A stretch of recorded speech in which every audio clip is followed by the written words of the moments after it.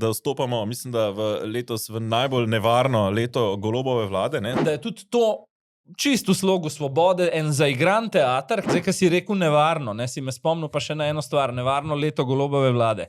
Proti covidu je bilo cepivo, proti tej vladi ni nobenega cepiva. Ne. Prvi smo, ki smo si v tej državi to upali narediti.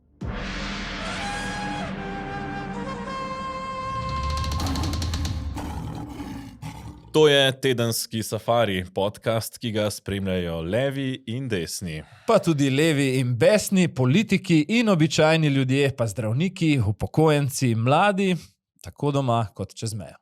Vstopamo v najbolj nevarno leto Golobove vlade, ko se sprejemajo kozmetične, fiktivne in oddaljene reforme, pa ukrepi, ki reforme sploh niso, podrejanje podsistemov in nastavki za bogatenje naših. Medtem ko vse bolj negotove razmere v svetu v resnici vedno bolj terjajo stabilno vlado in bistveno bolj premišljene ukrepe. Peter? Ja, ko bi jo le imeli, kaj ne? A mogoče po številu mandatov v parlamentu še imamo stabilno vlado, po stanju duha pa definitivno ne. Ja, po znamenitem vrhu koalicije, ne, kjer so bile napovedane reforme, se danes glasuje v parlamentu o prvi tisti zdravstveni, o kateri bi lahko rekli, da na njej stoji in pade vlada Roberta Goloba, tako smo vsaj poslušali v začetku tega mandata. Poglejva iztočnico. Bolnike ne zanima v resnici vaše ločevanje javnega zasebnega. Bolnike zanima, kako priti do storitve. Kdo bo odgovarjal, če bo en sam zdravnik zapustil javni zdravstveni sistem zaradi tega vašega zakona? A vi veste, koliko pregledov letno pomeni en zdravnik manj v javnem zdravstvenem sistemu? Vam povem, to je 4000 pregledov manj. Naš zdravstveni sistem funkcionira samo na dodatnem prostovoljnem delu teh dvojnih praksih, ki ste jih vi izbrali za neko politično zmago. Huda napaka. Kot da smo na neki ladji, kjer ste vodstvo in kapitan z 3D očali in slušalkami v ušesih mantrate svoje zgodbe, mi na krovu, ki delamo, vlečemo skupaj, upijemo, tam je ledena gora, tam je pečina, bogi bolniki so v podpalubju in ne vejo samo, da niso na cilj prišli, poslušajo kapitanove navdušene krike, tam so dvoživke, tam so paraziti, ne vem kaj. A veste, na ta način res ne bomo nikamor prišli, ne? Mislim, da so te amandmaji oziroma te popravki zakona, o katerih je zdaj govora, da niso prava pot, pri čemer so koncesionarji en zelo pomemben del javnega zdravstva in administrativno omejevanje dobičkov ne sodi, po mojem mnenju, k učinkovitejšemu upravljanju javnega zdravstva.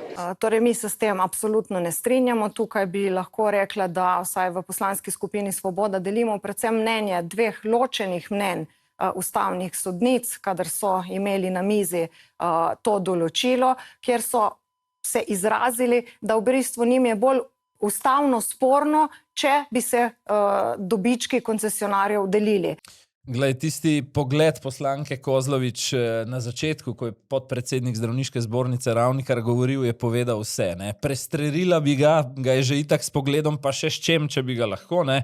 Ampak mislim, da je to tisti moment, ko pač člane te vladne koalicije sem in tja nekdo malo povleče ven iz te njihove, jaz ti pravim, usporedne PR realnosti in jih sooči z dejstvi, ko dejansko potem lahko postrežejo samo z nekim kljubovanjem ali pa kar nekim prezirom in sovraštvom, ki ga je bilo tukaj videti. Zdaj, če greva pa res na reformo. Ne.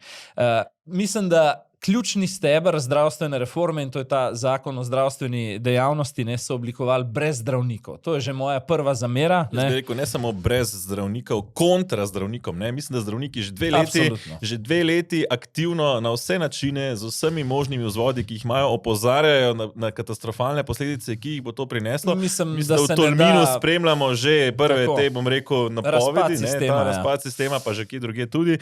Ne. Tako da niti ni to brez zdravnikov, to je proti zdravnikom. Glej, Peter, to se niti ne da boljš povedati, kot je Rok Ravnikar to povedal, s temi kriki kapitana, ne, na krovu, ki upije paraziti, dvoživke in tako naprej, medtem ko ladja tone. To je absolutno prva stvar. Zdaj, v ničemer se ne rešuje ključnega problema s to reformo. Kaj je ključni problem slovenskega zdravstva leto 2025 se piše? Premajhne kapacitete. Ne? In zdaj mi določen del kapacitete, kar koncesionarji in zasebniki definitivno smo, razglasimo za razrednega sovražnika zdravnika, jih porinemo ven, jih postavimo pred to out odločitev, v bistvu, kaj bodo zasebni, javni in se morajo dokončno odločiti. Ne? Namesto tega, da bi rešili problem kapacitet zdravstvenega sistema, ki se šibi, ne? Imamo pa fiktivno krajšanje čakalnih vrst. Če kdo pogleda stolpce pod to vlado, bi mislil, da je to nekaj izjemnega, ne? Ker so čakalne vrste za določene storitve padle za polovico, potem, ko gledaš drobni tisk, ugotoviš, da so mejo za dopustno čakanje povišali, po nekje tudi po 2-krat in tako naprej. Ne?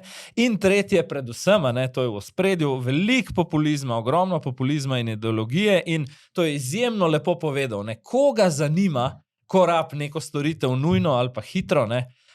To ločevanje, ideološko ločevanje na zasebno in javno, to ne zanima nikogar. Ja, ob tem pa še celo, mislim, da je celo iz ust Goloba bilo v zadnjem času rečeno, govori celo niti ne več o dvoživkah, zdaj govorijo celo že o zdravnikih kot o parazitih. Ja. Pazi, pričemer, kdo so paraziti sistema? Paraziti sistema še zdaleč niso zdravniki, zdravniki so tisti, ki ga z zadnjimi močmi še držijo po konci, z nadurami in s po 250 urami na mesec. Vsem pretiranim delom, ki ga v to vlagajo, izgorelostjo in tako dalje. Kdo pa so dejanski paraziti tega sistema? To so pa razni bizniseri kot v obliki dobaviteljev, oziroma tistih, če greva dvojno, ki bi potem radi delali to dejansko privatno zdravstvo. Pa nikjer ne vidiš Goloba, da bo imel vojno proti dobaviteljem. Ne? Nikjer, ne. Ali pa poslanke Kozlovič. Zakaj gre? Zakaj gre pri tem? Torej, tukaj gre za dejansko, se pravi, da se odreže koncesionarje, da se dela zdravstvo, kolikor se le da državno, torej, da ima nad vsem denarjem, ki teče v zdravstvo trenutno, roko politika, in to politika, točno določena seveda, politika. brez dvoma. S tem, ko ima politika roko nad vsem denarjem in mislim, da se v zdravstvu, če se ne motim, obrne približno 5 milijard evrov na leto. Mislim, da je to ta številka zdaj. In zdravstvo je hkrati tisti podsistem, ki omogoča majhne te torej enote, to ni zdaj en tunel ali pa en viadukt, ampak so te majhne enote, tabletke, to zdravilo, uno dopolnilo, medicinski pripomoček, kjer se lahko obračajo bizarno visoke provizije, in s tem, ko to država upravlja, tudi država določa, kateri bodo tisti, ki bodo imeli te visoke provizije, in v preteklosti smo že lepo videli, kako se to dogaja. Dokler je to državno zdravstvo, so vse te provizije lepo nadzorovane. Ko greš k koncesionarju, je to še vedno javno zdravstvo, torej ni teh bajnih dobičkov prek zdravstva. Hkrati pa koncesionar zelo dobro pazi, kje naroči opremo in ne preplača te opreme. Druga opcija pa je, potem, ko bodo pa totalno zavozili zdravstvo, se pravi, dokler bo to zdravstvo na plečih zdravnikov še nekako gveralo, za silo, toliko časa bodo lepo vlekali provizije iz državnega zdravstva, ko se bo enkrat sistem, in mislim, da smo že sorazmerno blizu temu trenutku, ko se bo enkrat sistem dokončno sesul, pride pa biznis na drugi strani, ko imaš pa povsem privatno zdravstvo, kjer je javno razpadlo. S tem, da tega nisi ljudem povedal, da bo. Tam pa so tisti dobički res neomejeni, ker tam pa ni nobenega državnega zdravstva, ki bi to kakorkoli nadzorovalo. Se pravi, to je ta biznis, mislim, da je kamor dejansko naspelje Golobova vlada. Če greva pa še od biznisa na uporabnika nazaj, na pacienta, je pa spornih v tej reformi cel kup stvari. Prvo je, kar sem že omenil, se pravi omejevanje svobode zdravstvenih delavcev pri njihovem delu. Oni morajo sprejeti dokončno odločitev, kje so, v katerem taboru so, javni, zasebni, to je ena stvar. Zdaj, pod pritiskom... Noben drug poklic tega nima. Noben. Odvetnik je lahko profesor na fakulteti, popoldan piše mnenja političnim strankam, gospodarskim družbam, vse živo, za noben to ne velja. Zdaj, pod pritiskom te definitivne dokončne odločitve se je zobozdravstvo recimo že v veliki meri pred leti selil v zasebni sektor in zdaj sem si izpisal prav dejavnosti, kjer se v bistvu stampedo obeta v prihodnje, ortopedija, dermatologija, radiologija, plastična kirurgija, pri čemer ne govorim, a veš, o tisti, ki, ne vem, pumpa oprsja, gladi gube in nateguje obraze z botoksom, govorimo o plastični kirurgiji, ki otroka ali pa tudi odraslega sanira po hudi prometni nesreči, po eksploziji pirotehnike in požaru in podobno. Naprimer, zdaj pazi, zdravniške organizacije, tukaj pa prideva po mojem do največjega žura. Zdravniške organizacije so v drugi polovici januarja že napovedale vse po vrsti ustavno presojo te zdravniške oziroma zdravstvene reforme, pri čemer šele 5. marca pridemo do krem de la krem zamisli te vladne koalicije, konkretno vladnih poslancev, ki so vložili amandma, o katerem sva midva v bistvu kar jasnovidno govorila že 2 tedna nazaj, in sicer, da se koncesionarjem, se pravi zasebnikom, ki izvajajo javno storitev, prepoveduje prosto razpolaganje z dobičkom. Še več, Ustavno sodišče je že 2-krat, 2018 pa 2022, 2022 je sicer šlo za lekarne, bilo naklonjeno koncesionarjem in je v bistvu točno kontra temu, kar zdaj delajo, odločilo. In se mi zdi pa še to, da malo spet grem v usporedno PR realnost. Nenavadno se mi zdi, da se potem od 5. marca zdaj do 26. 27. marca 3 tedne ne oglasita finančni minister pa zdravstvena ministrica, ampak tik pred glasovanjem, ki je pravkar na sporedu v državnem zboru, iz česar meni izhaja ena teza. Poveva, da snimava preden se glasovanje dogaja. In iz česar meni resno se poraja sum o eni tezi, da je tudi to čisto v slogu Svobode en zaigran teater, kjer po eni strani poslanska skupina, ki se zelo pogosto očita, da je to stranka enega človeka in glasovalni stroj za interese Roberta Goloba, zdaj po svoje kaže to neko svojo kvazi neodvisnost od vlade, pa od mnenja finančnega pa zdravstvene ministrice. Po drugi strani bosta pa ta dva, ki upata na drugi mandat, vsaj uradno tako pravijo, rekla, sej midva se pa nisva podpisala pod tole, tako da katastrofa. V bistvu. Jaz mislim, da je tle še ena druga stvar. Se pravi, že v oddajah, ko so nastopali in mislim, da je gospa Kozlovič in še kdo od koalicijskih poslancev so jasno povedali, mislim, da Matej Tašner Vatovec in še kdo, da bodo poskušali. Če bo ustavno sodišče razveljavilo, bo pa razveljavilo. To me spominja na tist vic, ko pride na takar z računom za 50 evrov, pa gost pogleda, pa reče, to se mi zdi pa nekam velik, pa pogleda na račun, pa pogleda, pa reče, kaj pa ta postavka, če rata 20 evrov, pa reče na takar, vzame kuli, prečrta, pa reče, ni rata, 30 evrov je za plačati.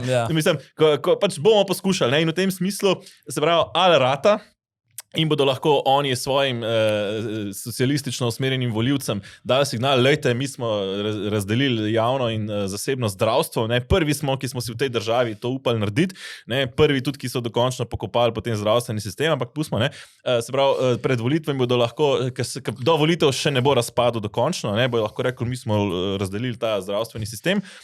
Če ne bo ratal, bodo pa lahko še lažji, ker ne bodo zavozili zdravstvenega sistema, bodo pa lahko rekli, lejte, saj smo sprejeli zakon, prvi smo sprejeli zakon, pa nas je zlobno ustavno sodišče ustavilo. Če greva še mal iz te naše podalpske deželice v globalno. Jaz sem se kar potrudil s preverjanjem in gotovil, da te ureditve, ki se obeta s tem členom o koncesionarjih in dobičku, nima niti ena evropska država, niti ena, kaj šele v Evropski uniji.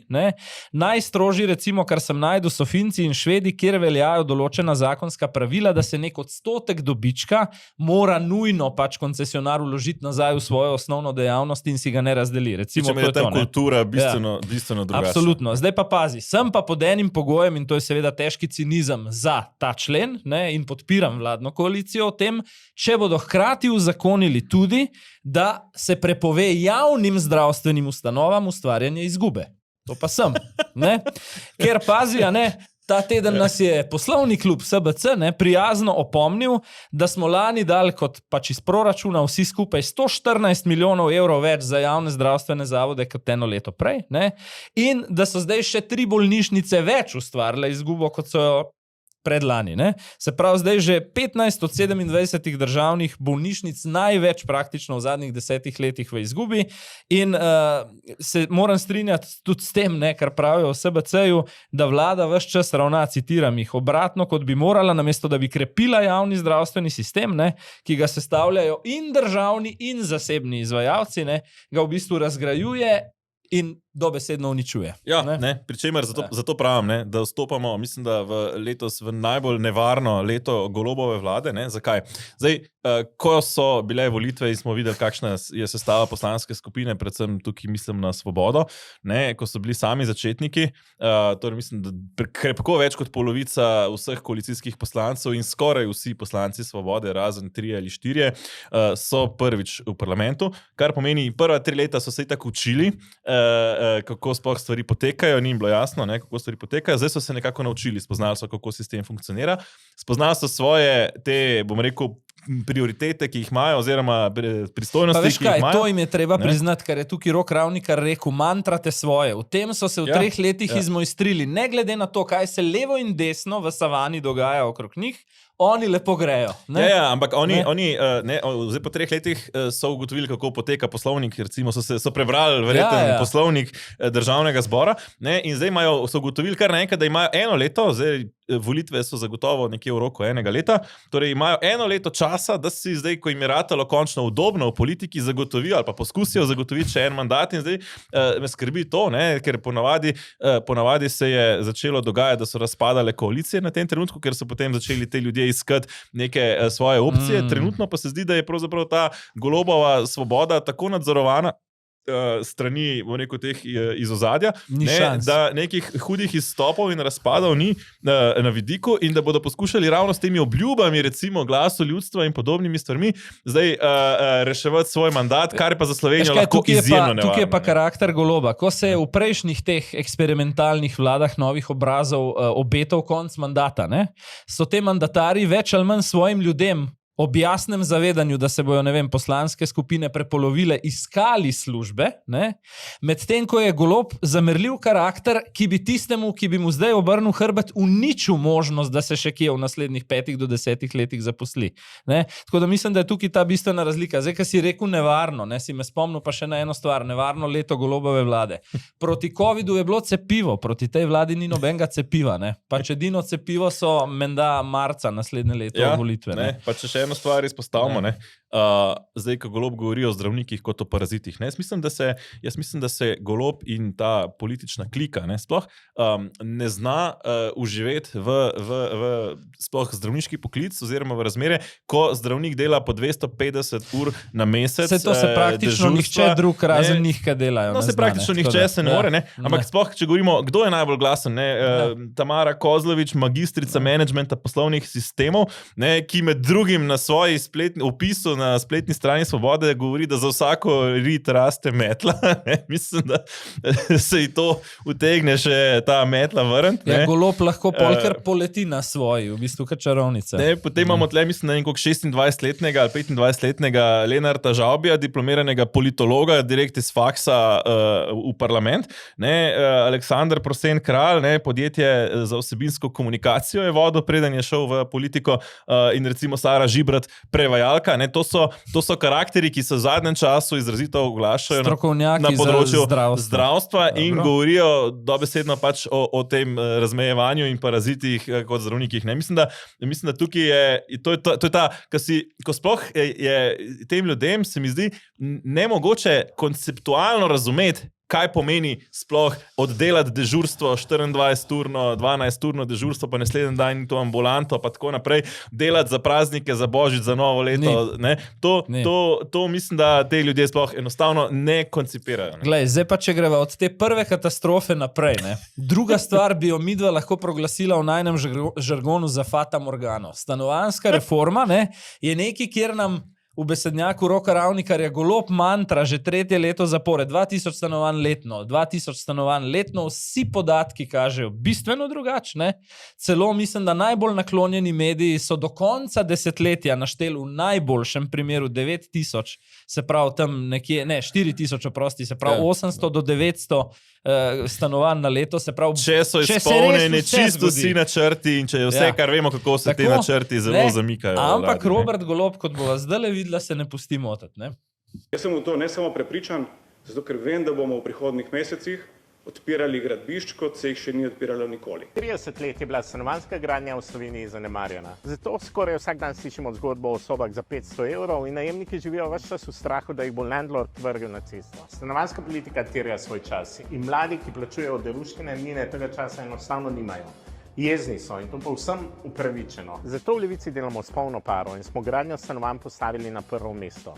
Skupaj s stanovanjskim skladom smo začeli največji val gradnje stanovanj in sicer po celotni državi, od Jesenic do Lendave. Zdaj, edino, kar mi je od Golobovega mantranja o 2000-letno še naprej še hujšne, a pa po svoje je pa smešno, no? Če tako vzameš, je pa to, da minister za solidarno prihodnost Maljevac ne posname dramatičen promo spot, tako Netflix varianta v bistvu, ob odprtju manj kot 200 javnih stanovanj, 186 v Novem mestu, pazi zdaj, pri čemer je vsa papirna podlaga za ta projekt nastala malo pod Šarčevo, pa malo pod zadnjo Janševo vlado, pa nič pod tole aktualno, ne? In zdaj prepričan sem, glede na vsa ostala področja, kako tej vladi gre, da bo na koncu od tega spota ostal samo stavek, s katerim se pa strinjam, stanovanjska politika terja svoj čas in to od Jesenic do Lendave.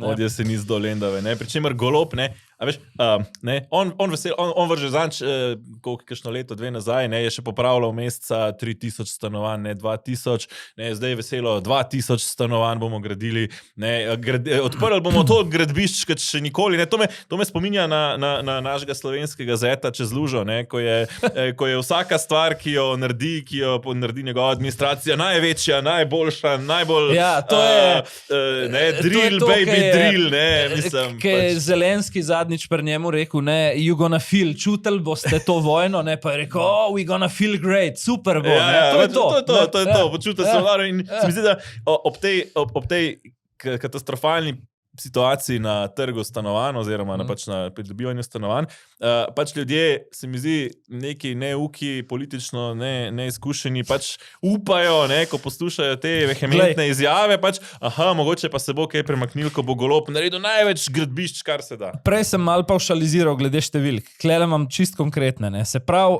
RTV je zračunal že pred tedni, da se do 2030 začne graditi okrog 1900 stanovanj. To se pravi, v 5 letih 1900 stanovanj. Potem vem, da je še varianta, kjer lahko res vse občinske stanovanjske sklade šteješ zraven, kar že v bistvu ni prav zelo korektno. Tukaj so že tisti mediji, ki res iščejo razlog, da bi verjeli vladi, pa kljub temu, ne, najde največja komercialna televizija tudi v tem izračunu 4000 stanovanj oziroma 800 na leto do konca desetletja. Skratka, daleč od tega, kar se obljublja, ne? Zdaj, da malo nadaljujem tisto, kar sem pa rekel, glede mojstrstva v nagovarjanju svoje politično neuke baze, tukaj bom še malo razvil misel.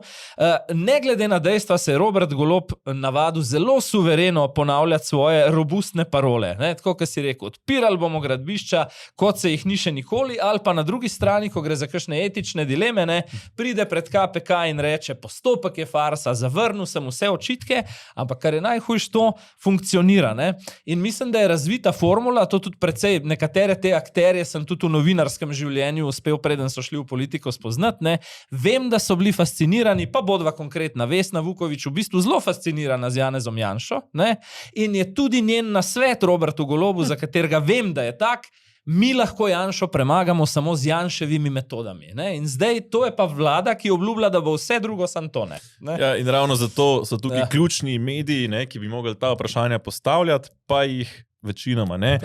Zato tudi, recimo, če navežem še na naš projekt Zanima.me, to ključnega pomena, da ta zadeva da se kot tudi neodvisen zavedamo, medij dejansko kako določene uspe, te tehnike nastanejo in da niso leve in desne, ampak so ratale kar univerzalne v tem slovenskem političnem prostoru. Pa sam še nekaj bi te spomnil, ker govorimo o 2000 na leto, ne. Gre za isto osebo, ki je po tistih katastrofalnih poplavah obljubila tudi, pazi, 100 hiš na mesec in se je potem šla, ne, Robert Golob seveda, po enem letu slikati pred edino takšno novo gradnjo, ki jo pa ni zgradila država, ampak zasebni donatorji. No, sej, on je obljubil 2000 stanovanj na leto, slikati se je šel pa pred tiste, ki sta izgradila Janševa pa Šarčeva vlada. Ne?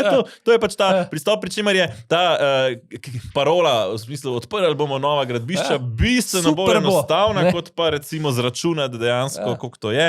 Ne? In zato pač ljudje v tem poenostavitvi lažje pač verjamejo temu, kot pa da bi iskali recimo neke konkretne številke. In pač enostavno upajo na boljši jutri, ne? In hkrati so navajeni, da anti-Janša, oziroma da Janša je še hujši, tako da pač ne, ta sistem pač nekako deluje. Ne? Ker so jih pač že, kako bi rekel, tisti po Maslovu, ne, so jih že navadili z zvončkom, ne, da pač da se začnejo sliniti. Ja.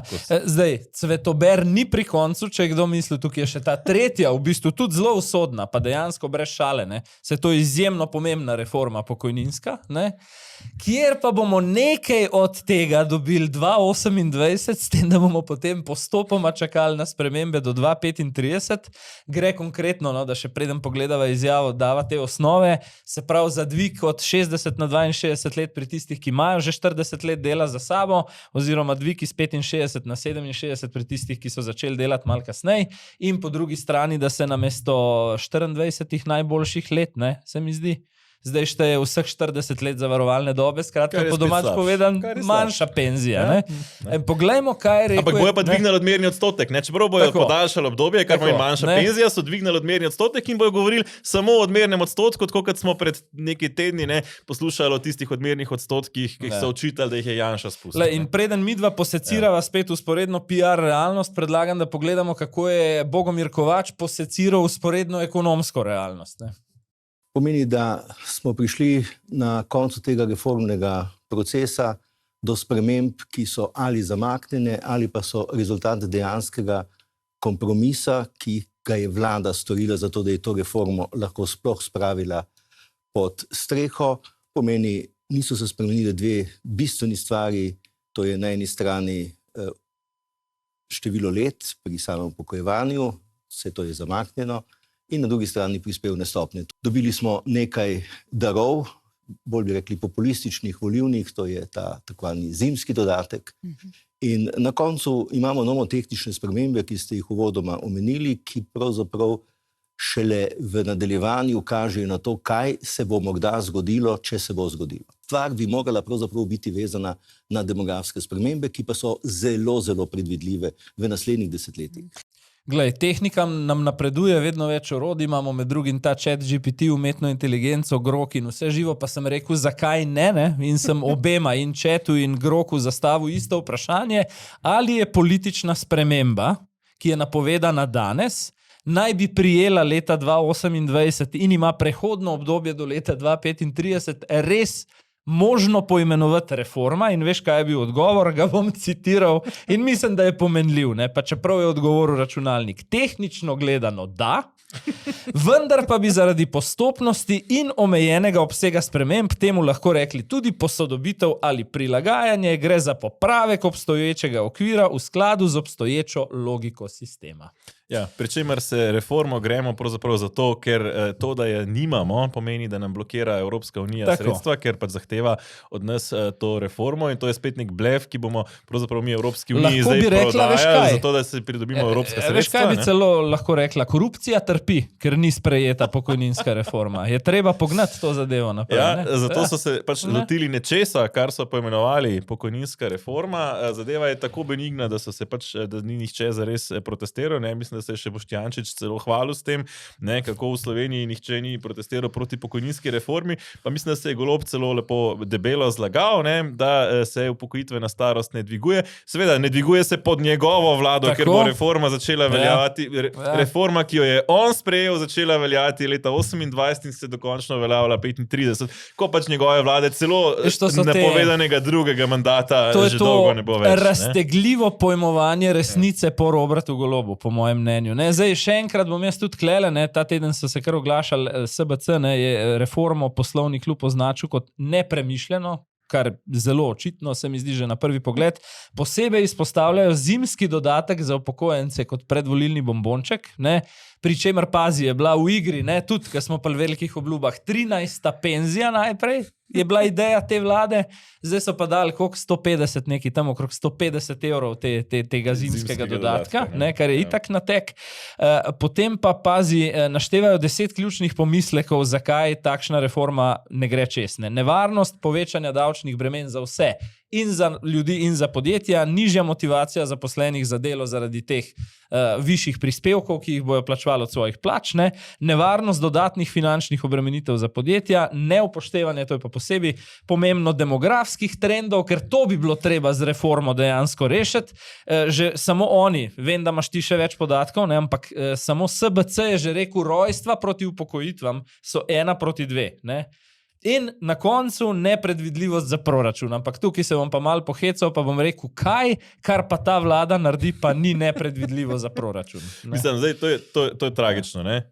V letu 2024, to so pač najbolj sveži podatki, ki jih statistični urad ima, je bilo prvič v 102 letih, odkar se meri število rojstev na območju Slovenije, prvič v teh 102 letih se je rodilo manj kot 17,000 otrok, torej končna številka je bila 16,989. Pri čemer itak že narašča tudi število priseljencev, ki imajo še nekoliko večjo rodnost kot Slovenci. Tako da tukaj so te podatki zastrašljivi. Ne? Generacije, ki so bile, recimo, ki so zdaj stare 40-50, teh generacij je bilo dobrih 30 oziroma okrog 30,000 ljudi na generacijo. Torej, mi govorimo o polovico manjši generaciji otrok, ki se rodijo, ne, kar pomeni, da je demografija je v Sloveniji izjemno velik problem, ki pa seveda se skoraj nobena vlada praktično z njo ne ukvarja. Ne, prvič zato, ker je to stvar, ki je bistveno bolj dolgoročna, ne, torej to ni vidno v tem mandatu, niti ne v naslednjem, če bi že govorili o famoznih 2 mandatih Roberta Goloba, če bi se začel zelo na začetku s tem ukvarjati. Ne. Po drugi strani je to stvar, bom rekel, povezana z družinsko politiko, kar je pač velja, ne, čeprav neupravičeno velja nekako bolj za desničarsko temo, ne, in tudi edina vlada, ki se v Sloveniji s tem zares kakorkoli sploh ukvarjala, je bila recimo prejšnja Janševa, ki je potem uvedla urad za demografijo, da bi vsaj morda začeli razmišljati o tem, kako bi se tega problema lotili, ne, in spet, kaj je bil prvi korak Golobove vlade, urad so ukinili, mislim, da kar v tistem prvem mesecu oziroma v tistem prvem sklopu vseh ukrepov odpravljanja posledic prejšnje vlade. Ne? Tako da govoriti, pravzaprav, ne, tukaj nam se spirala že povečuje, ne, ker zdaj že v rodno dobo prihajajo matere, ki so v manjših generacijah. Ne. Se pravi, imamo že manj sploh potencialno žensk, ki lahko rojevajo, ne, torej se bo število otrok samo še zmanjševalo, ne, in tukaj je ta ključni problem. Nam se pa pokojninski sistem sesuva, mislim, da že zdaj več kot 1 milijardo evrov vsako leto iz proračuna doplačamo pokojninskemu zavodu, ker iz prispevkov, ki jih plačujemo zaposleni, ki mimogrede niso majhni, ne moremo več sfinancirati pač vseh penzij in ta zadeva se bo iz leta v leto samo še poslabševala, ne, če ne bomo nekaj resno spremenili. Mislim, da so tukaj ključne in reforme pokojninske in resno spremeniti tudi delo na področju demografije. Ne, tukaj pač ni od resne spremembe, tukaj je preprosto misel, kot si ti že rekel, tudi mislim, da 2 epizodi nazaj, da se nese pred volivce na volilno leto pač normativno naštete, ne vem, 3-4 reforme, ker je tukaj še plačna, ki je že ad acta, ne, kakršnakoli že, in se reče za tiste, ki so v prihodnosti, da to itak, ne, ni naša stvar, oziroma vam nič ne jemljemo, nič ne povečujemo, za tiste, ki ne bodo prijele zaradi referendumov ali pa ustavnih presoj, bogi, ampak spet vse te stvari so po volitvah, tako da ljudje pa itak ne bojo opazili, bojo rekli, končno smo imeli vlado, ki naredila 4 reforme, nobena druga pred njo. Ne? In zdaj, če smo pa že pri tem, ne, lahko bi ironično rekli, da skuša ta vlada pa vendarle število otrok povečati. Kako? Ne? Tako da bi jih kar v eprovetah ustvarjali in dajali samskim ženskam in lezbikam. Glej, mislim, da so tukaj pokazali, da se niso nič naučili z ene velike lekcije, ki jo je gledal cel svet, to so bile ameriške predsedniške volitve, ne? Kjer se je izkazalo, da ta agresivno zaletavanje v Trumpa kot recimo temu nasprotnika splava, ne, ni bila tema, ki bi lahko odločala volitve. Ne. To pač ni bilo polje oziroma ta woke ideologija ob eklatantni nesposobnosti in pasivnosti neke administracije ni tema, na kateri dobiš oblast v roke. Ne? In mislim, da se bo tukaj pokazalo podobno, da taki okraski, kot je tole, ne, pač ne dobivajo volitev. To sem je pa treba poudariti nekaj, to pa je. Ne? In s tem se pa ironično tudi očitno se zavedajo tega in se Golob s tem ne hvali, ne, kjer pa so drastično reformirali. Ne. Golobova vlada je pa v teh 3 letih, ne, ali pa če dodamo še do konca mandata, ko se še eutanazija napoveduje, je pa drastično reformirala področje družine, področje življenja, področje torej spola, ne, tih temeljnih identitetnih stvari. In so, se pravi, če samo naštejemo, ne, uvedli so v 3 letih, so uvedli gejovske poroke, posvojitve v homoseksualne pare, zdaj umetno oploditev za samske ženske, še eutanazijo bi radi, pa še kakšna druga stvar, ki niti ne bi našteval, pri čemer smo Slovenci po moje edini narod na svetu, ki se je 3-krat na referendumu odločil o tem, 3-krat smo se na referendumu odločili, da si ne želimo, da se z družino eksperimentira, da si želimo, da so družine tiste, ki jih mora država ščititi in da je otrok tisti, ki ga mora država ščititi. Ker pri tem primeru, ko govorimo o umetni oploditvi samskih žensk, gre za to, da pač imamo željo ženske, ki bi rada pač brez moškega dobila otroka, ne? Pri čemer kdorkoli je imel otroka ali pa pozna kogarkoli, ki ima otroke, ve, kako težko je enemu samemu človeku skrbeti za otroka, ne? Tako da je že to, mislim, da dokaj nesmiselno. Ravno to sem hotel reči, v dvojnosti med referendumom 2001, recimo je Drnovšek nekaj podobnega, kot se zdaj spravi čez, isto zadevo, ne? In je bilo 35% pa še malo udeležbe na referendumu in več kot 72% volivcev je bilo takrat proti. Ne? In potem na drugi strani imaš odločitev dokaj nedavno, recimo Ustavnega sodišča, mislim, da novembra 2024 lani, ne, da je pa zakonodaja na tem področju neskladna z Ustavo, o tem so glasovali 5-1. In zdaj v tej dvojnosti, na eni strani volja ljudstva, na drugi strani Ustavno sodišče, kjer jaz tudi moram reči, da opazujem, da gre vedno bolj v smeri, da se politična zgodba iz parlamenta nadaljuje tja čez cesto pač na to njihovo palačo, ne.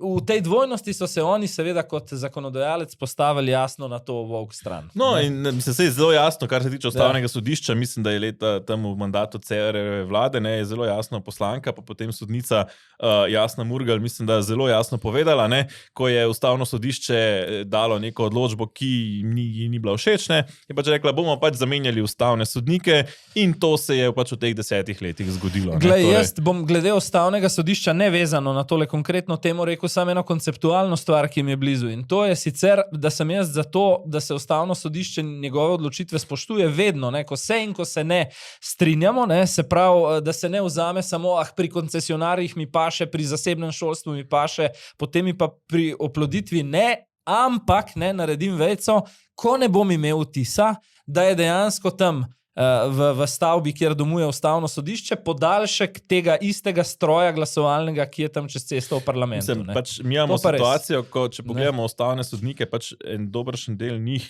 izgublja kredibilnost, ne? Ker pač enostavno mi imamo ustavno sodnico, ki je bila prej direktorica aktivističnega inštituta, zdaj je ustavna sodnica, ne? Da ne govorim še o nekaterih drugih, pa recimo predstavniku ene vplivne odvetniške družine. Ne? No, to bova zelo hitro se zaletela še v njega. Samo še, če zaključim tlele, ne? Skratka, tukaj mi govorimo sicer, saj imajo nekatere države podobno ureditev, ampak tukaj govorimo o tem, da znova, ne, že pri posvojitvah, ne, smo to zavrgali, ne, in tudi Ustavno sodišče enostavno reče, sej je vseeno, otrok ima očeta in mamo, ali ima samo mamo, ali ima 2 mami, ali kakorkoli. Skratka, to je čisto vseeno za Ustavno sodišče in na tej točki potem reče, sej, potem pa gremo na diskriminacijo žensk, pri čemer je zelo jasno, tukaj gre za željo priti do otroka, ne za dobrobit otroka. Ne? To je pa tisti problem, kjer smo pa čist zgrešili pri etiki, pri morali, pri nasplošno kot narod. Ne? Bi pa kot fusnoto dodal samo to, ne? Da če sva prej govorila, da bomo po tem prepovedi dobičkov koncesionarjem v zdravstvu prvi unikum v Evropi, klele ne bomo, ne? Čistko za info, ne? Španci od leta 88 za samske, ženske in istospolne pare, Islandija leto 96, potem tam nekje začetek 2000 Nizozemska, potem jih je bilo pa cel kup 2006, 2007, Belgija, Danska, Finska, Leta 2012, ta podatek me pa presenetil, nisem vedel, da imajo to južni sosedje, Hrvati, in sicer samo za samske ženske, ne za istospolne. Švedska in Portugalska 2016 in mislim, da če se ne motim, še Francija in Norveška 2021. Skupaj je nekje pisali, da je 13 evropskih držav, se pravi, smo nekje na polovici Evropske unije v bistvu. Ne? Ja, no, niso vse v Evropski uniji, ne? Ampak zdaj, če čisto vzamemo, mislim, da se tle ni nujno zgledovati vedno Seveda, po tem, kaj drugi dela, ampak po tistem, kar je prav. Ne? In prav je treba pogledati enostavno, kaj je tisto, kar je dobro za otroka. Ne? In tukaj je pa Gibanje Svoboda, mislim, da celo citiralo, ne? Da so celo rekli, oni sami, da v bistvu pravzaprav očetov ne rabimo, ne? Zdaj, če to malo parafriziramo, oziroma kar... Sej za zdravstveno reformo, mi tudi ne rabimo zdravnikov, ne? Pa tudi za otroka očetov ne rabimo. Mislim, to so celo, da je to njihova, da lahko brez, ne? Mislim, to je ideologija Gibanja Svoboda, ne? In ko smo že pri Ustavnem sodišču, ne? Mislim, da ne moramo še mimo Lex Jakliča, ne? Mislim, jaz sem klele, hotel sem še to reči. Veš, da so te teme recimo dost pogosto teme, kjer se midva ne strinjava. Zakaj sva kle dost podobnih misli iz enega preprostega razloga? Ker številni otroci, ne, ki imajo ločene starše, ne, ali pa jih zapusti recimo oče ali pa mama, kakorkoli že zelo zgodaj, ko so še dojenčki, ne, celo življenje držijo to travmo, jaz nisem spoznal, ne poznam svojega starša. A klele pa tudi teoretične variante, da bi ga ni, ne, a uno. Ker je pač nek donorski. Tako, ja. Pričemer pazi, ne, a veš, ko govorimo zdaj, ko Ustavno sodišče govori o enostarševskih družinah, ne, tukaj govorimo o enostarševskih družinah, kjer so te, recimo, drugi starš, so ga otroci verjetno poznali, je znan, kdo je pri veliki večini, ne, pri tistih, kjer ni, so te problemi, ki si jih rekel, ne, sicer pa imajo mogoče stike, se videvajo z njim, ne, je to čist druga situacija, kot če si ti umetnost počet, ne da bi sploh imel kogarkoli, oziroma ne da bi imel očeta. Evo, in zdaj, ko si rekel umetnost počet, je umetnost počet tudi Lex Jaklič, pa bova najprej povedala, zakaj gre. Skratka, ne, Urško Klakočar Zupančič je tam nekje pomladi lansko leto, se mi zdi izjemno vznemiril Klemen Jaklič kot ustavni sodnik. Kot eden tistih ustavnih sodnikov, ki še drži, bom rekel, nek nivo zdrave pameti na ustavnem sodišču. Ki je pač uporabljal SP kot obliko, da si je izplačeval za delo v akademski sferi. Ne? Zdaj, jaz bom rekel tako.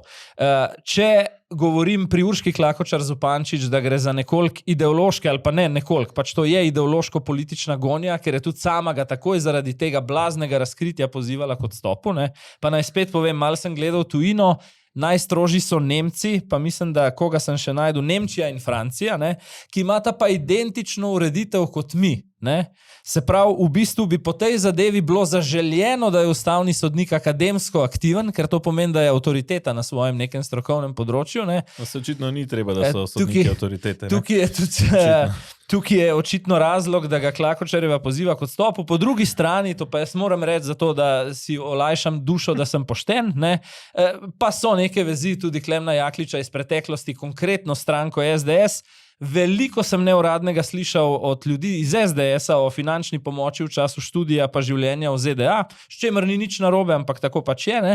Leta 2006 je bil pri neki vladi imenovan v svet RTV Slovenija, 2014, to se mi mogoče zdi za neke pravne avtoritete nepotrebno, tudi če tako mislijo, pa je Janša označil za največjo osebnost slovenske zgodovine, ne? O čemer seveda lahko imamo vsi svoje mnenje. Ne? Ja, ampak seveda, to ne sme vplivati na presojo tega, ne? No, jaz mislim, da ali so za njega enaka pravila kot za vse. In tukaj prideva na Roka Čeferina, ki si ga že prej med vrsticami omenil. Ki so v Lex Jaklič je SDS predlagal dopolnilo, da bi tudi potem ne mogel biti ustavni sodnik, solastnik, odvetniške. Mislim, da so tukaj v SDS-u zelo dobro zadel poanto, ker pa dajmo Lex Jaklič odklukati, ampak naj potem ta Lex velja tudi Lex Čeferin, ne, ki ne more biti zraven lastnik ene ogromne odvetniške korporacije v Sloveniji, ne, ker na koncu reče, sej ta delež mi miruje, dokler sem ja, nič ne miruje, ne, posli na odvetniški pisarni tečejo naprej, delničar si v bistvu obvladuješ to zadevo,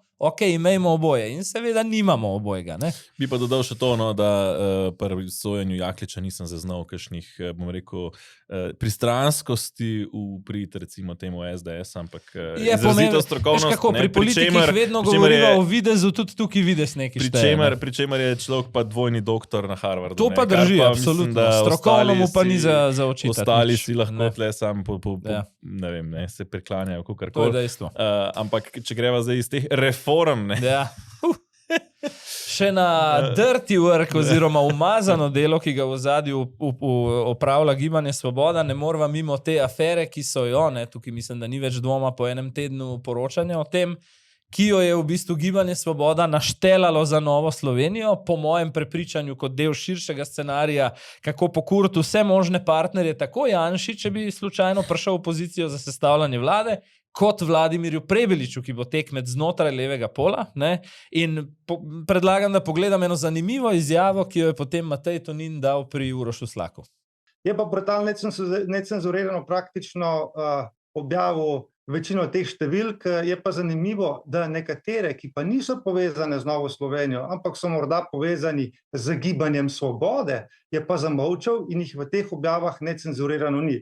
Tako da je to, bi rekel, jasno politično usmerjeno, ker na tem seznamu 15 številk se izključno govori samo o dveh, ki sta člana Nova Slovenije, to je o gospodu Hajdinjaku in pa gospodu Jaklinu, vseh ostalih pa zelo poredko. Ja, zdaj za začetek. Ključna zgodba, ki jo tukaj gradi Gibanje Svoboda v smeri Nove Slovenije, je ta ustvarjanje vtisa, videza, ki sva govorila o videzu, da so na policiji člani KNOVS-a in 4 člani, vemo, da so iz NSI-ja, ker pač takšna trenutno je struktura KNOVS-a, preverjali, ali kdo nezakonito prisluškuje njihovim kadrom, se pravi neke vrste strankarskim kadrom. Hajdinjaku, Jaklinu, Vežnaverju, Nini Zidar Klemenčič, naj bi s tem, tako piše ovadba, to je kar hecna formulacija, omogočili nepremoženjsko korist, s tem, ko bi zlorabili položaj v komisiji. Zdaj pa pazi, Slišali smo že ta teden in to pač stoji črno na belem, 33. člen zakona o parlamentarni preiskavi govori, da vsaka oseba v tej državi, če mene in tebe ta hip zanima, ali zaradi najne, recimo, dejavnosti tukaj na polju komentiranja politike, naj kdo spremlja pri najnih pogovorih, neformalnih stikih, z družino in z najnimi viri, lahko piševa ali pokličeva nekoga v KNOVS in rečeva, da naj grejo to na policijo preveriti, in to vse stoji. In pazi še ena varovalka, 26. člen tega istega zakona, ki pravi, da ko se poslanci pojavijo na vratih generalne policijske uprave, lahko generalni direktor ta nadzor zavrne, če oceni, da bo ogrozil odprt postopek oziroma preiskavo. Tudi to se ni zgodilo. Se pravi, kje naj bi kle bil zločin v bistvu? Ja, mislim, da tukaj in še zelo jasno se kaže, da te izpostavljene so 4 od 15 telefonskih številk, pri čemer so 4 kao blizu stranke NSI. Vse ostale telefonske številke naj bi bile iz različnih miljejev. Se pravi, mi smo zdaj izvedeli za 4 iz portala Necenzurirano, tam nekje je pač še 11 imen, to je dejstvo, za katere ne ve nihče, po mojih informacijah vsaj 2 zelo vidni imeni Gibanja Svoboda, ki bi jih vsak lahko takoj povezal s to stranko in osebe povezane z SDS. Se pravi, bi bilo zanimivo, prvič zanimivo, da nihče o tem ni pisal, tudi ta portal, ki si načeloma prizadeva imeti vpogled v nezakonite podatke dobesedno, se pravi nepooblaščeno dostopa do podatkov, ampak teh 11 imen jih pa nekako ne zanima, zanimajo jih 4 recimo. Niso zanimive očitno. Ja. Če greva pa še pol v tehnikalije tega kejsa, ki se zdaj gradi kot predkazenski postopek, pa pazi to. Novembra 2023 pride ta zgodba ven. Se pravi, da so bili poslanci Žakelj pa še par njih na policiji, in da so menda preverjali same naše, kao. 11 mesecev v tej preiskavi nihče ne stori nič. Zdaj, zakaj off the record je slišati, da se v Ljubljani na GPU-ju s tem niti en policist oziroma kriminalist ni želel ukvarjati in zdaj zadeva prenešena v Maribor. Še bolj zabavna zgodba je pa sodnica, preiskovalna sodnica, ki je zdaj podpisala ta akt o preiskavi. Marjutka Paškulin, že ime mi gre malo težko, ker mi gre bolj na Marjetko vedno, ampak pazi. Zdaj, najdu sem pa res eno zanimivost. Razvpita že iz 90-ih, ko je pri Borisu Šuštarju LDS, ki je bil kasneje zaprt zaradi korupcije, odločila, da ni razlogov za pripor, ne za zapor, za pripor, niti za nadaljevanje preiskave. To je prva taka, recimo, lepa karierna poteza te iste sodnice. Druga stvar, potem je zaradi očitkov o spodbujanju nasilnih protestov gladko spustila zelo hiter iz pripora Zlatka Čordiča, je podpisnica izjave proti sodniku Radoniču, se pravi tudi ena skrajno nesočutna in nesolidarna oseba znotraj ceha. Vemo, da je Radonič doživel takrat pogrom uporom po oprostitvi Milka Noviča, ne, in znana tudi iz tistih serijskih, ne vem, koliko več kot 20 kazenskih postopkov proti Francu Kanglerju. Tako da sigurno ful naključje, ne, da se vedno pojaviš v zgodbah, kjer je treba v bistvu udariti po desni sredini. Jaz mislim, da je to odlična karierna priložnost za napredovanje v politiko. Vidim jo, veš, na katerih dveh pozicijah. UKZ ali Lena Grgurevič, se pravi odbor za pravosodje ali pa predsednica parlamenta. Mislim, da mogoče pa niti se bo izkazalo, da se je dobro postarala ta napoved. Ne, zdaj, to je žgolj špekulacija, ampak če se vrnem, se pravi, tukaj mislim, da se smeji pravzaprav in Gibanju Svobodi in SDS-u kot češ haha, ker ste pač takrat se uprali, pa ste prevzeli komisije. NSI vam zdaj vračajo udarec, celo ne bi si upal zanikati ali pa staviti, da niso tukaj celo kaj povezani. In hkrati Gibanju Svoboda, kjer pač jim je NSI nekako dokončno obrnila hrbet ali pa se jim je začela bolj aktivno še upirati, kot se jim je že prej. In v tem kontekstu pač se nekako maščujejo, in to maščevanje pač ravno, ker prek teh komisij NSI največ lahko proti vladi pač naredi. In se pravi, ena tvoja špekulacija je bila že v smislu rušenje vseh morebitnih partnerjev in Janeza Janše ali morda recimo Vladimirja Prebiliča, morda Anžeta Logarja.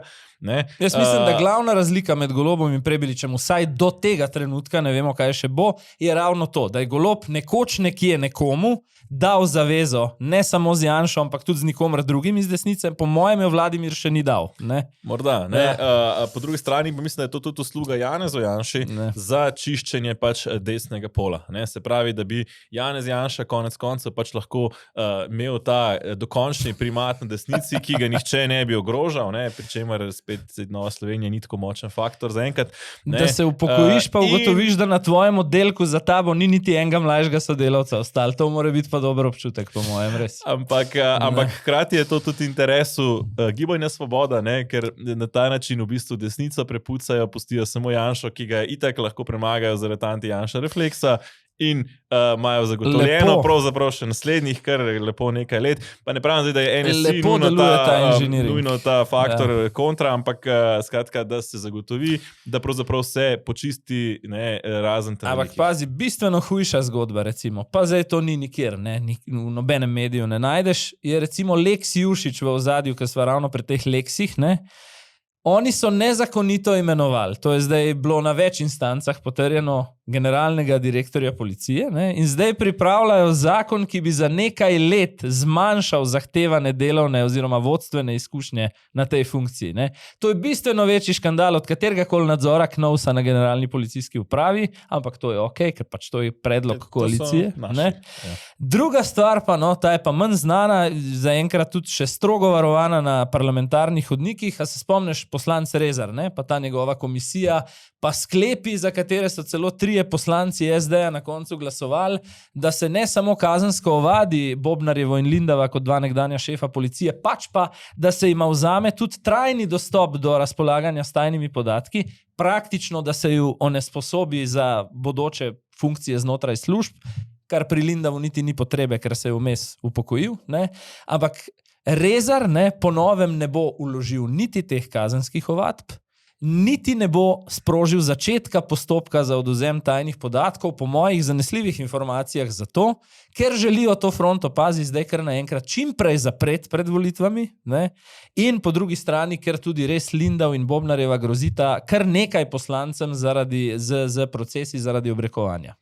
Tako da veliki revolucionarji, v bistvu pa sem in tja tudi zelo majhni fantki. Ampak hkrati so pa te njihovi pristopi izrazito značilni za te, lahko rečeva, mafijske prijeme. In mislim, da se je ta teden pokazalo, da imamo pa v parlamentu tudi eno izrazito mafijsko familijo, in sicer podpredsednica parlamenta iz vrste SD, Meira Hot, pravzaprav se je znašla njena družina. Moraš prebrati tisto, vsaj kos tega poročila, ker to je top, to se bere. Ne vem, je to bolj krimi roman ali komedija, v bistvu ne. Mislim, da skratka, poleg njega so govorimo pa o bratu, stricu in drugem bratu Meire Hot in očetu, ki je bil prej že nekako v tem sporu. Ne. Skratka, poleg njega, torej prvega, ki so ga pretepali, so pred lokalom napadli še 2 moška in ženski, ki so pred lokalom poskušali ustaviti pretep. Ena od žensk naj bi dobila brco v glavo in v hrbet, 52-letnega domačina iz Pirana pa so zbili na tla in udarjali v glavo in telo, dokler ni izgubil zavesti. Noro. Pred udarci naj bi ga poskušala zaščititi njegova žena, so zbrcali tudi njo. Napadli naj bi tudi na ključnega gosta lokala, 51-letnika iz okolice Celja, ki je prav tako želel posredovati in zaustaviti pretep. Nasilje naj bi Hotovi prenehali šele, ko so zaslišali policijske sirene, na to pa pobegnili s kraja si omenil dogodka. mafijo, ne? Mene dejansko to vrne v tiste filme, veš, Boter recimo je samo eden, ne? Ali pa Goodfellas in tako, ne? Ko so mafijske družine v ZDA tam v 30-ih pred drugo svetovno vojno tudi kadrovale v senat, v kongres, v pravosodno ministrstvo, na tožilstvo ameriško, povsod so bili, ne? In zdaj, jaz bom tako rekel, imam nekaj osebnih izkušenj kot dolgoletni novinar, srečevanja z Meiro Hot, zelo prijetna gospa v bistvu. Moram tudi reči, da slišim opozicijske recimo glasove, ki so na eni strani zelo kritični do vodenja sej Urške Klakočar Zupančič, priznavajo ravno Meiri Hot, da je tako pragmatična, mirna, spravljiva, Kar da ne vodi sej. Realni, ob Nataši Sukič in Urški Klakočar Zupančič ni tako, da se že, ampak vendarle. Je pa, kar pa moram reči, ne glede na to, da mi je Meira Hot čist pozitiven politični lik, recimo neprijeten je pa že samo ta videz. A veš, da lahko domišljija naša kot volivcev deluje v smeri, da ko ima nekdo privatni problem in pač kazenski pregoni so kar velik privatni problem, ne, lahko potegne tam neko vzvodje, ne nazadnje pazi, ne, kakorkoli. SD ima pravosodno ministrico Andrejo Katič v tem mandatu. Ne. Zdaj, da so fair, ne, treba povedati, da se je Meira Hot sicer distancirala od tega, no, tako da ne bomo jo zdaj po nepotrebnem vlekli noter, ampak je že samo dejstvo, ker ni pa distancirana od familije. Ne? Ona je celo prišla po očeta takrat, ne, pred tem pretepom. Ne, skratka, je ta videz res kar nekoliko Ni najboljši. Ne? In zdaj greva še na najno redno tedensko rubriko, na hitro dogajanje. Trampovanje, dogajanje okoli Donalda Trumpa pri Ukrajini, če greva to vendarle prvo kot neko res žarišče, ne, bi jaz 2 domači zadevi najprej povedal. Naš Robi je spet v Parizu, ne, na tako imenovanem razširjenem vrhu koalicije voljnih, s tem, da pazi, njegovi 2 sporočili so: nismo koalicija voljnih, ko gre za udeležbo Slovenske vojske na bojišču v Ukrajini, in druga stvar, njegovo glavno sporočilo bo sporočilo miru. In po drugi strani, neposredno povezano s poročilom miru, Levica predlaga, da še preden kakšen evrček dvignemo obrambni proračun proti tistemu, kar želita Evropska komisija in NATO, bomo imeli posvetovalni referendum. Imamo pa že maja enega o izrednih pokojninah, tako da do rednih volitev se bomo teh listkov naobkrožvali. Ne? Ja, ne, pri čemer smo itak že pred zadnji v NATO glede vlaganja, ne, in to sporočilo miru, ne, ti ne moreš biti, ne, to skozi poudarjam, pač ne moreš biti tisti, ki prinaša mir, če ga nisi zmožen zagotoviti. Če si pač tisti mali otrok, ki upa, da ga ne bodo buli pretepli, pač ne prinašaš miru, pač upaš, da nisi tisti, ki bo pretepen. Zdaj, pri Ukrajini sami, če greva malo na situacijo, se zdi, da je zdaj neko tako zatišje, ne, nič kaj dost se ne sliši in ne dogaja. Neki so se pogovarjali uspešno o prekinitvi ognja glede napadov na energetsko infrastrukturo, zdaj malo manj uspešno glede te prekinitve ognja v Črnem morju za ladijski tovorni promet in tako naprej. Zdi se mi, da Putin še naprej ne daje vtisa osebe, ki mu bilo zelo veliko do sklenitve miru. Ne? Tako da, če sva govorila o 20. aprilu ali pa po neki novi verziji 8. 9. maju kot obletnici, 80. obletnici končanja druge svetovne vojne, ne vem, kako s tem kaže. Ne? Nekoliko se oddaljuje ta mir, sploh bolj trajen, ne, in tudi razmere, kako se pa vmes dogajajo. Se mi zdi v tem zatišju, ne, ko pač v Ukrajini mogoče ni toliko dnevnih novic, Trump in njegova administracija ukvarjajo s to Grenlandijo. Meni gre to malo na smeh, ker so pač tam neke te pasje vprege in ravno kar ta njihova največja dirka, ki se jo pač soproga od podpredsednika Vensa udeležila. Potem je rekel, da še on pride, ne? Na žur, ne, da ne bo ona sama se zabavala. Na žur, no, in v bistvu je tam danska premijejka, se mi zdi, ne, dobesedno ponorela in rekla, da je to sam dokaz več da so prišli imperialisti, ne, si v bistvu aneksirati Grenlandijo, da ona to tako razume. No, pri čemer 95% Grenlandije ne želi sodelovanja oziroma ne želi priključiti. Trump pa govori kontra, da kličejo z Grenlandije, da ne pride. Ne? Pa mislim, da se je vlada oglasila, da ni nikogar klicala. Ne? Zdaj, afera Signal je bila tudi v Ameriki ta teden, ne? Se pravi, ko je svetovalec za državno varnost, ne? Mislim, da ker še enega urednika v to Signal skupino, kjer so se dogovarjali o napadih. Najboljš mi je, da imajo zdaj preiskavo, kako je to naredil. Ja, nič, ne, prve dve črke je upisal, pa kliknil po nesreči noter, ne, mislim, kako, ne, koliko jaz pa ti, ne. Pričemer je smešno, no, da se take stvari dogajajo. Prek Signala, čeprav velja Signal za najbolj varno od takšnih aplikacij, ampak mislim, da to so te javne aplikacije, državne administracije imajo pa še kaj bolj varnega. Hitro se znajde, ne vem, osebni trener ali pa kakšen urednik noter na seznamu. Ne? Ja, no, ko smo že pri varnostnih grožnjah, ne, so pa ugotovili pravzaprav zdaj v Trumpa, ne, da niso več to podnebne spremembe, ampak Kitajska, Iran in mehiški narod. Ja, od Bidena in Kamale smo se premaknili, pač tej doktrini Trumpa, ki so to dejansko njegove prioritete, kakorkoli obrneš. Kar pa vendarle ni tako zelo strtezvito, kakorkoli obrneš. Na tisto, ne, da iz Grenlandije Trumpa kličejo ne pride, bi pa samo še spomnil, tako tudi slovenski gradbinci kličejo Maljevca, če lahko še kakšno stanovanje postavijo, ne, do leta 2030. Tako nekako, ne. Tako da, ja, nič, ne, zdaj, prejšnji teden smo najavili, sta z rokom najavila, ne. Dobrodošel nazaj, jaz sem te pogrešal, mislim, da sva imela temu primerno, ne, eksplozivno epizodo, ker sva si zaželela te debate. Ja, lej, safari je safari, ne. Tako da to je to. Drugač pa ja, prejšnji teden smo obelodanili v bistvu brez tebe, ne, ker malo krivice, da gremo zdaj dokončno v zanima.me. No, ampak novica je lepa, ne. Novica je lepa. Lepo, da so jo ljudje že slišali prejšnji teden. Novica je lepa in je še vedno aktualna in trajna. Zakaj? Tako, kot smo rekli, mi iščemo pač dolgoročni steber naše neodvisnosti v naših bralcih in gledalcih in si želimo dejansko, da imamo nek del letnega budžeta pokrit na ta način, da nam pač ni treba preveč trepetati za usodo, okolikor ne bomo ubogali kakšnih stricev iz ozadja in nismo te sorte, da prav preveč ubogamo. Kot že lahko pol leta spremljate v Safariju, nismo taki, ki bi hoteli preveč ubogati, ne, tako da pač, če tudi vi to cenite, dajte. Zanima.me. Tako za še večjo radovednost ne bomo imenih, lahko povem, da je pa nekaj zelo zanimivih javnih osebnosti in to prav nič razdeljenih na levi in desni ideološki pol že podprlo ta projekt z nakupom naročnine. Prav tako, včasih sem presenečen, kdo vse je še preden smo napisali prvo črko že naročnik tega našega portala. No, sej prve črke, ne, prav prve črke že pišemo, tako da na spletni strani zanima.me že najdete nekaj drobtinic, kot mi temu pravimo, ne, prvih vpogledov, seveda pa je to zgolj nek manjši delež tega, kar načrtujemo, tako da v kratkem, ne, tako računamo, v kratkem pa tudi resno portal ven pride, tako da bodite še vi med tistimi, ki se naročite. Od naju pa na tale petek samo še nasvidenje do naslednjič. Lep pozdrav.